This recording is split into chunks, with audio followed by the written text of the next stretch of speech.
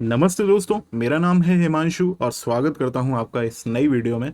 आज हम ऑटोमेशन से रिलेटेड बात करने वाले हैं और आज की वीडियो में आप काफ़ी सारी नई चीज़ सीखेंगे। ऑलरेडी अगर आप ऑटोमेशन के बारे में जानते हैं, फिर भी आज की वीडियो आप एंड तक देखना क्योंकि मैं काफ़ी सारी चीज़ें इसमें कवर करने वाला हूं। वीडियो चालू करने से पहले मैं आप लोगों से बोलना चाहता हूं कि अगर आप मेरे चैनल पर नए हो, ये वीडियो पहली बार देख रहे हो, तो आप मेरे चैनल को सब्सक्राइब कर लीजिए और ये जो बेल का आइकन है इसे दबा दीजिए क्योंकि मैं म्यूजिक प्रोडक्शन से रिलेटेड वीडियो लाता रहता हूँ। तो देखिए, एफएल स्टूडियो में कोई भी वैल्यू को अगर हमको सॉन्ग के दौरान चेंज करना है तो हम वहाँ पर ऑटोमेशन का यूज़ करते हैं। ऑटोमेशन भी दो टाइप की होती है एफएल स्टूडियो में। पहला ऑटोमेशन क्लिप, दूसरा होती है ऑटोमेशन इवेंट्स। तो अभी हम ऑटोमेशन क्लिप्स के बारे में बात करने वाले हैं। सपोज करिए मैं चाहता हूँ कि ये जो स्लाइडर है इसकी वैल्यू मैं चेंज करना चाहता हूँ, तो इसकी वैल्यू चेंज करने के लिए मेरे को करनी क्या है, ऑटोमेशन क्लिप बनानी है। राइट क्लिक किया और क्रिएट ऑटोमेशन क्लिप पर मैंने क्लिक कर दिया, बस ये हो गया। देखो एक और बार बता देता हूँ, कोई भी नॉब पर या बटन पर जिस पर राइट क्लिक करने पर क्रिएट ऑटोमेशन क्लिप लिखा आता है तो आप उस पर ऑटोमेशन क्लिप बना सकते हो। मैंने फिलहाल राइट क्लिक करके और क्रिएट ऑटोमेशन क्लिप इस पर क्लिक कर दिया है और ऑटोमेशन क्लिप अब बन गई होगी। देखो तो ये बन गई है ऑटोमेशन क्लिप मास्टर फेडर की। ठीक है। तो अब इसमें ऑटोमेशन क्लिप में क्या मतलब होता है, इसमें ऊपर जो वैल्यू होती है, यहाँ पर अगर आपकी वैल्यू आ रही है तो मैक्सिमम आती है और नीचे की ओर वैल्यू आती है वो मिनिमम आती है। तो एक तरीके से आप इसको एक लाइन ग्राफ मान सकते हो और ये टाइम के साथ चल रहा है। तो अगर मैंने इसमें इस तरीके से कर दिया तो 0 वैल्यू हो गई, इस तरीके से कर दिया तो 100 वैल्यू हो गई। लेकिन अब कभी कभी दिक्कत आपको ये आ सकती है कि यहाँ पर ये वैल्यू कौन सी है, ये जो अभी इस वैल्यू पर है ये वैल्यू कौन सी है। अगर हमको ये वैल्यू लेके आनी है तो ऑटोमेशन क्लिप में हम कैसे ये वैल्यू डालेंगे। तो दोस्तों सबसे पहले आप इस पर राइट क्लिक करो और कॉपी वैल्यू पर क्लिक कर दो और अब आप जाओ इस ऑटोमेशन क्लिप पर और ये जो पॉइंट बनाया हुआ है आप इस पर पेस्ट वैल्यू कर दो। तो आप देखो कि आपकी सेम वैल्यू आ चुकी है जो फेडर की थी।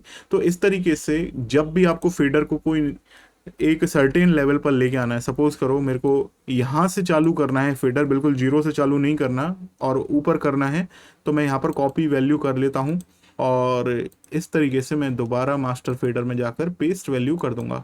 तो इस तरीके से हमारी ऑटोमेशन क्लिप बन जाती है।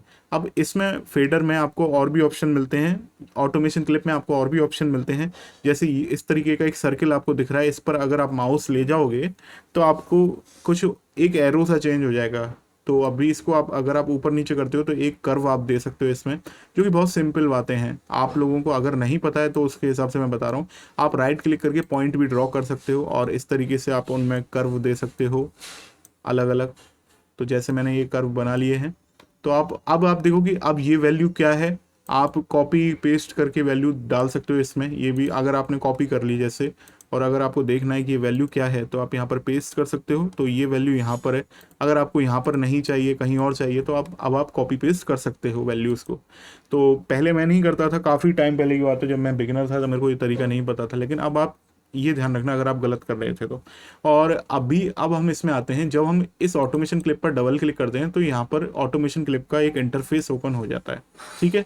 अब ऑटोमेशन क्लिप का इंटरफेस, इससे पहले मैं आपको एक बार ऑटोमेशन क्लिप को प्ले करके जरूर दिखा देता हूँ, जो लोग नए हैं उनको दिक्कत नहीं आए। तो आप देखो कि मैंने ऑटोमेशन क्लिप ये ड्रॉ करी हुई है, तो यहाँ से इस तरीके से कर्व के साथ ये मिक्सर में जो फेडर है वो ऊपर जाएगा। तो अभी मैं आपको दोनों एक साथ दिखा रहा हूँ। चलिए एक बार वीडियो को प्ले करते हैं।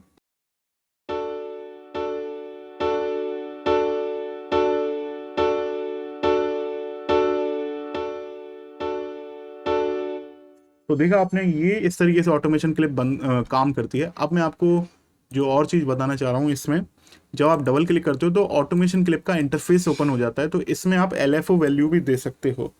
तो LFO वैल्यू क्या होती है, जैसे मैंने क्लिक किया इस पर तो आप देखो कि यहाँ पर जो डायग्राम है वो चेंज हो गया है। अब वैल्यू कम ज़्यादा हो रही है और किस तरीके से हो रही है आप यहाँ पर इसको चेंज भी कर सकते हो, क्या स्पीड आपको रखनी है, कितनी आपको कम ज़्यादा करनी है। जब आप डब स्टेप म्यूज़िक बनाते हो ना तो आपको वहाँ पर कट ऑफ को बहुत जल्दी जल्दी चेंज करना पड़ता है। तो आप इस तरीके से कट ऑफ की वैल्यू चेंज कर सकते हो और आप देखो कि यहाँ पर डायग्राम चेंज होता हुआ चल रहा है ये। तो आप इसको अपने अकॉर्डिंग सेट कर सकते हो। और अब हम इधर के बारे में बात करने वाले हैं, इनके बारे में बात करने वाला हूँ, लेकिन मैं यहाँ के से नहीं करूँगा, मैं बात करूँगा इधर से। जो आप ऑटोमेशन क्लिप पर यहाँ पर क्लिक करते हो, सबसे पहले मैं ये LFO बना हुआ है इसको मैं बंद कर देता हूँ क्योंकि LFO मेरे को अभी नहीं चाहिए और ये मैंने बंद कर दिया है। अब मैं आपको यहाँ पर जब आप क्लिक करते हो तो आप कोई भी ऑटोमेशन क्लिप को कॉपी कर सकते हो। जैसे मैंने कॉपी कर लिया और सपोज करो मेरे को कहीं और इस फीडर को भी इसी तरीके से मूव करना था, तो मैं राइट क्लिक करूंगा इस पर, क्रिएट ऑटोमेशन क्लिप कर दिया, तो इसकी ऑटोमेशन क्लिप भी आ चुकी है नीचे। अब मैं इधर राइट क्लिक करके और आर्टिकुलेशन पर जाकर पेस्ट स्ट्रेट कर दूंगा, तो आप देखो कि हूबहू ऊपर जैसी ऑटोमेशन क्लिप नीचे बन चुकी है। तो आप एक तरीके से अगर मल्टीपल ऑटोमेशन क्लिप्स बनाना चाहते हो सेम एक जैसी और अलग अलग नॉब्स को ऑपरेट करना चाहते हो फेडर को, तो आप इस तरीके से कर सकते हो। लेकिन मैं आपको इससे भी एक एडवांस तरीका बताता हूँ। सपो अभी मैं इसको डिलीट कर देता हूँ। ये तो एक जैसा अगर आपको ऑपरेट करना है, मूव करना है फेडर या जो भी जिस भी नॉब में आप ऑटोमेशन देना चाहते हो तब तरीका है। एक और तरीका है इसका अल्टरनेटिव, वो बताना चाह रहा हूँ अब मैं आपको कि जैसे मैं ये चाहता हूँ कि जैसी मैंने ऑटोमेशन क्लिप बनाई है इससे एक स्लाइडर जो हमारा मास्टर स्लाइडर है, मास्टर फीडर है, वो तो मूव हो रहा है, लेकिन मैं ये जो इंसर्ट वन वाला फीडर है इसको भी मूव करना चाहता हूँ। तो इसके लिए आपको करना क्या है, इस पर राइट क्लिक करना है, लिंक टू कंट्रोलर करना है और यहाँ पर इंटरनल कंट्रोलर के अंदर आपको सेलेक्ट कर लेना है मास्टर वॉल्यूम। ये ऑटोमेशन क्लिप का नाम है, मास्टर वॉल्यूम। यहाँ पर आपको ऑटोमेशन क्लिप दिख जाएंगी जो भी आपके प्रोजेक्ट के अंदर हैं, तो आप यहाँ से वो ऑटोमेशन क्लिप सेलेक्ट कर लो जिसके हिसाब से आपको इस फेडर को मूव करना है। तो मैंने जैसे ये सेलेक्ट कर लिया। अब आप ये ध्यान रखना कि यहाँ पर रिमूव कॉन्फ्लिक्ट्स आपका अगर एक्टिवेट है तो आपका जो पुराना, जहाँ हमने मास्टर फेडर को जो ऑटोमेशन दी हुई है ना, तो मास्टर फेडर से ये ऑटोमेशन क्लिप हटके हमारे इस फेडर पे लग जाएगी। तो अभी रिमूव कॉन्फ्लिक्ट को आप डीएक्टिवेट कर देना और एक्सेप्ट कर लीजिए। तो अब हम इसको देखते हैं प्ले करके। आप इन दोनों फेडर्स पर नज़र रखना।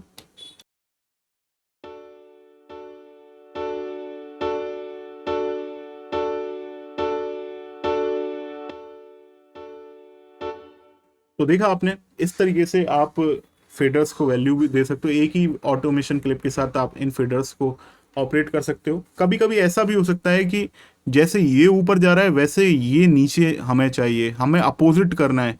तो जैसे यहाँ पर वैल्यू बढ़ रही है ना ऑटोमेशन क्लिप में, यहाँ पर हमें उतनी ही घटानी है, अपोजिट मूव करना है। तो उसके लिए हमको क्या करना है कि लिंक राइट क्लिक करिए और लिंक टू कंट्रोलर पर आप जाते हैं, तब आप इनपुट में आप इन्वर्टेड को सेलेक्ट कर लीजिए। तो अब इससे क्या होगा कि ये दोनों फीडर एक दूसरे के अपोजिट मूवमेंट करेंगे। एक बार मैं आपको करके दिखाता हूँ।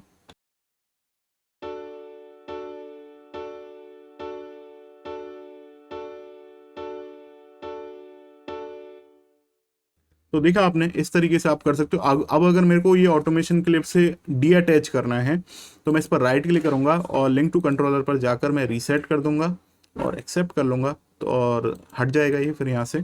अब मैं आपको एक बात और बताना चाह रहा हूँ। कभी कभी क्या होता है हमारे साथ कि हम कोई ऑटोमेशन क्लिप तो बना देते हैं, उसके बाद हम राइट क्लिक करके उसको डिलीट कर देते हैं। जैसे प्रोजेक्ट से मैंने कर दिया ये इस तरीके से।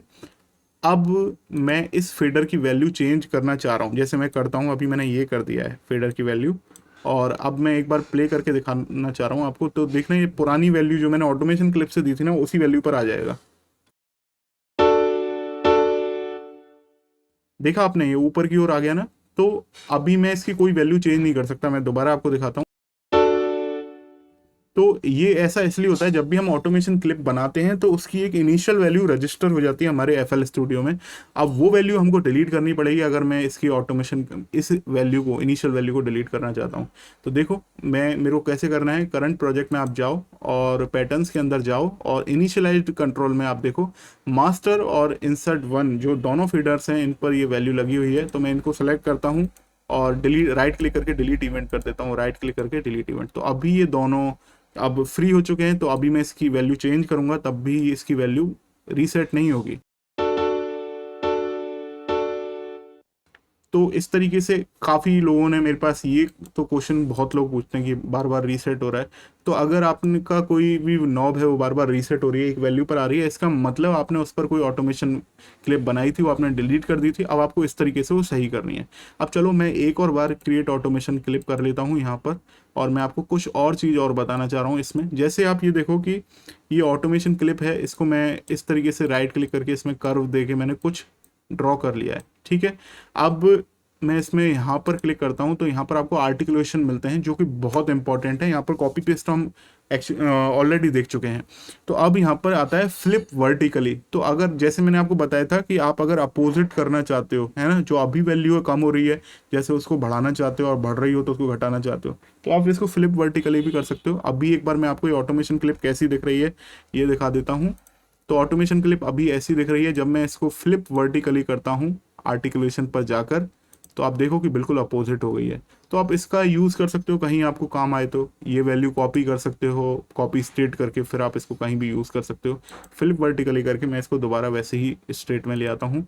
और यहाँ पर और भी काफ़ी ऑप्शन है। मैं यहाँ पर नॉर्मलाइज लेवल करूँगा तो आप देखो कि मिनिमम वैल्यू और मैक्सिमम वैल्यू पर क्या फ़र्क पड़ेगा। देखो जो मिनिमम वैल्यू थी वो बिल्कुल जीरो हो गई है, यहाँ से स्ट्रेच हो गई है, और मैक्सिमम वैल्यू ऊपर की ओर स्ट्रेच हो गई है। तो मैं एक बार कंट्रोल जेड करके देखता हूँ। तो कंट्रोल जेड करके आप अंडू तो कर सकते हैं गलती हो जाए तो इसमें। और इसमें और भी काफ़ी सारे पॉइंट हैं जो मैंने अभी एक्सप्लोर नहीं किए हैं, लेकिन आप कर सकते हो। अभी जैसे मैं इसमें एक चीज़ और बताता हूँ, जैसे इसमें स्मूथ वाला फंक्शन बहुत अच्छा है जो मैंने देखा हुआ है। तो जैसे अब भी इस तरीके से मैंने इसको ऑटोमेशन क्लिप को रखा हुआ है। अब मैं इसमें जाता हूँ आर्टिकुलेशन में, और यहाँ पर आप देखो स्मूथ अप। तो अगर आप स्मूथ अप पर क्लिक करते हो तो यहाँ पर आपको अटैक और रिलीज की वैल्यू को आप सेट करके आप देखो कि जो ऑटोमेशन क्लिप है वो बिल्कुल स्मूथ हो गई है ना। तो कई बार ऐसा होता है कि आप साइड चेनिंग कर रहे होते हो तो उसमें स्मूथनेस नहीं होने की वजह से एक स्नैप का सा साउंड आता है।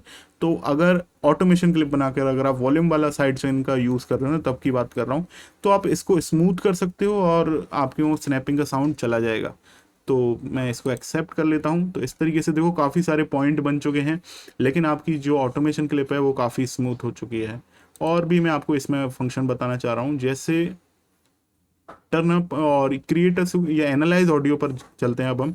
तो कभी कभी ऐसा होता है कि एक ऑडियो क्लिप के हिसाब से आपको ऑटोमेशन क्लिप बनानी है, जैसे उसमें डायग्राम है उस टाइप का बनाना है, तो यहाँ पर आप एनालाइज ऑडियो को भी कर सकते हो यूज़। और इसमें आपको मैं ये रिकमेंड करूँगा कि आप कोई छोटा पार्ट ही सेलेक्ट करें, अदरवाइज थोड़ा लंबा लगेगा, टाइम लगेगा, FL स्टूडियो भी हैंग हो सकता है आपका। मैं आपको एक बार करके दिखा देता हूँ ये।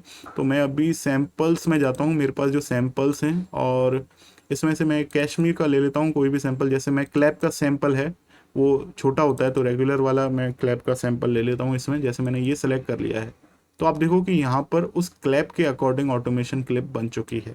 तो आप इस तरीके से ऑडियो भी ऑडियो के अकॉर्डिंग भी आप डिज़ाइन कर सकते हो। अभी मैं आपको एक चीज़ और बता रहा हूँ, जब भी हम FL स्टूडियो पर मिडी कंट्रोलर को कनेक्ट करके ऑटोमेशन क्लिप रिकॉर्ड करते हैं, तो ऑटोमेशन क्लिप में रिकॉर्ड नहीं होता है, वो होता है ऑटोमेशन इवेंट्स में रिकॉर्ड। फॉर एग्जांपल मैं आपको बताता हूँ, जैसे मैंने आपको बताया था ना, दो तरीके से ऑटोमेट कर सकते हैं FL स्टूडियो में। पहला तो था ऑटोमेशन क्लिप, दूसरा है ऑटोमेशन इवेंट्स। तो ऑटोमेशन इवेंट्स बिल्कुल ऑटोमेशन क्लिप की तरह ही होती हैं, लेकिन वो पैटर्न के अंदर होती हैं। तो जैसे हमारा पैटर्न 1 है, इसके अंदर ऑटोमेशन इवेंट अगर हमको बनानी है, तो देखो या तो मैं यहाँ से बना सकता हूँ। यहाँ पर चैनल पिच, चैनल वॉल्यूम है, यहाँ पर 3 आपको पैरामीटर बाय डिफ़ॉल्ट मिल रहे हैं।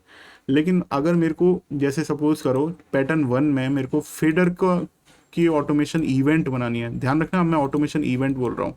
तो मैं यहाँ पर राइट क्लिक करूँगा, पैटर्न 1 मैंने ऑलरेडी सेलेक्ट कर रखा है, और एडिट इवेंट्स करूँगा। तो अब ये जो ओपन हुआ है ये पैटर्न 1 के अंदर ओपन हुआ है, आप देख सकते हो। तो मैं यहाँ पर इसकी वैल्यू चेंज कर सकता हूँ। मैं जैसे राइट क्लिक करता हूँ, और अभी मैं राइट क्लिक करके ड्रॉ कर रहा हूँ, तो ये सीधी लाइन आ रही है इस तरीके से। और अगर मैं इस तरीके से ड्रॉ लेफ्ट क्लिक करके कर रहा हूँ तो इस तरीके की लाइन आ रही है, ये देखिए। तो यहाँ पर मैं वैल्यू दे सकता हूँ, लेकिन यहाँ पर एक ख़राब बात मेरे को ये लगती है कि जैसे कॉपी पेस्ट कर सकते हो आप ऑटोमेशन क्लिप में वैल्यू, वैसे यहाँ पर नहीं कर सकते हो। लेकिन इंटरनल कंट्रोलर से अगर आप रिकॉर्ड करोगे तो आपकी ऑटोमेशन क्लिप कुछ ऐसी ही आएगी, ऑटोमेशन इवेंट सॉरी ऐसी ही आएगी, ऑटोमेशन क्लिप नहीं आएगी। मैंने काफ़ी जगह देखा कि यार ऑटोमेशन क्लिप कैसे रिकॉर्ड कर सकते हैं इंटरनल कंट्रोलर से, लेकिन नहीं कर सकते ऑटोमेशन क्लिप। लेकिन आज मैं आपको, मैंने अभी तक यूट्यूब में ऐसी वीडियो नहीं देखी जिसमें कन्वर्ट करना बताया हो। पता नहीं क्यों लोगों ने एक्सप्लोर ही नहीं किया। मैंने उस टाइम सर्च किया था जब मेरे को ज़रूरत थी, लेकिन लोगों ने इसका कोई सॉल्यूशन ही नहीं दिया हुआ। वो बोलते हैं कि ऑटोमेशन इवेंट के तरह ही यूज़ हो सकता है। लेकिन आज मैं आपको बता रहा हूँ ऑटोमेशन इवेंट को ऑटोमेशन क्लिप में किस तरीके से कन्वर्ट करना है। तो देखो मैंने यहाँ पर इस तरीके से ये एक ऑटोमेशन बना ली है, और अब मैं यहाँ पर इस ड्रॉप डाउन एरो पर जाता हूँ और इन एडिट पर जाता हूँ मैं, तो टर्न इनटू ऑटोमेशन क्लिप पर मैं क्लिक करता हूँ। तो आप देखो कि यहाँ पर डॉक्यूमेंट आ गया, मैं इसको एक्सेप्ट कर लेता हूँ बस। तो अभी हम देखते हैं बाहर, तो ये देखो आपकी ऑटोमेशन क्लिप बन चुकी है। ये ऑटोमेशन क्लिप बनी है जो मैंने ऑटोमेशन इवेंट बनाई थी। मतलब अगर आप मिडी कंट्रोलर भी यूज़ कर रहे हो तो भी आप ऑटोमेशन क्लिप आप बना सकते हो। बहुत अब इसमें ज़्यादा फायदा है आपका। आप जो भी वैल्यू यहाँ पर चेंज करना चाहते हो, जैसे आप कॉपी पेस्ट कर सकते हो वैल्यू, है ना। सबसे ज़्यादा फायदा मेरे को इस चीज़ का लगता है इसके अंदर। और एक बात और मैं जाते जाते एक चीज़ और बताना भूल गया आपको, यहाँ पर आपको आर्टिकुलेशन के अंदर स्केल का फीचर और मिलता है। जैसे मैं स्केल फीचर करके दिखाता हूँ, तो आप यहाँ पर अब आप देखो ऑटोमेशन क्लिप का साइज भी आप चेंज कर सकते हो, कम ज़्यादा कर सकते हो, है ना। और अभी ओवरऑल इसको ऊपर नीचे भी कर सकते हो। तो ये सब चीज़ें आप करके देख सकते हो, एक्सप्लोर कर सकते हो। तो कुछ भी आपकी अगर गड़बड़ हो जाती है तो आप उसको यहाँ से सही कर सकते हो। आज की वीडियो में बस मैं इतना ही बताना चाहता हूँ। मैं आपको ऑटोमेशन क्लिप्स और ऑटोमेशन इवेंट्स के बारे में मैंने थोड़ा सा लिया है, और ऑटोमेशन क्लिप्स के बारे में मैंने आपको काफ़ी बताया है। आई होप आपको आज की वीडियो पसंद आएगी, और अगर आपको मेरा काम पसंद आता है तो आप मेरी वीडियोस को शेयर कर सकते हैं, चैनल की मेंबरशिप ले सकते हैं मेरे को सपोर्ट करने के लिए। मैं मिलूंगा आपसे नेक्स्ट वीडियो में, तब तक आप अपना ख्याल रखिए। Take care, bye bye.